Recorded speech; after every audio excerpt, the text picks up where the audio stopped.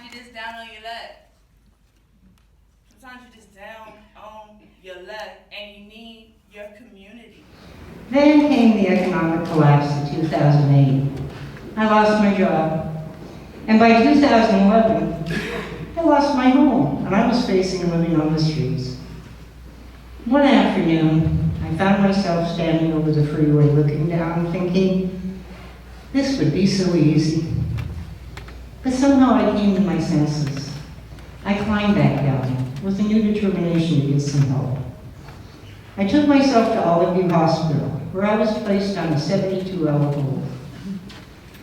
I was scared to death. I didn't know what would be next. Well, nobody makes it a life's goal to become homeless, to lose all your belongings, including your car, clothes, health, and your self-respect.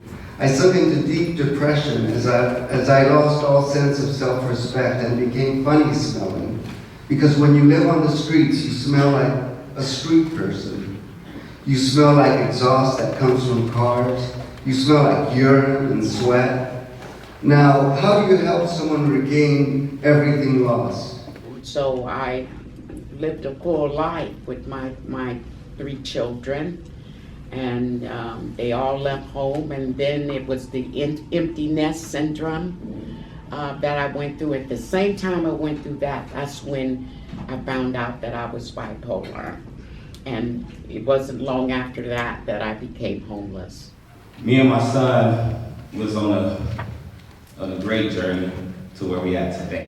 I went all over the place looking for a shelter. That's all I need, a shelter. Okay.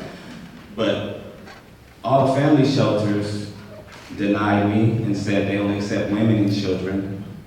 And all the men's shelters denied me because they said they only accept men and not children. So for a long time I was like, where do I go?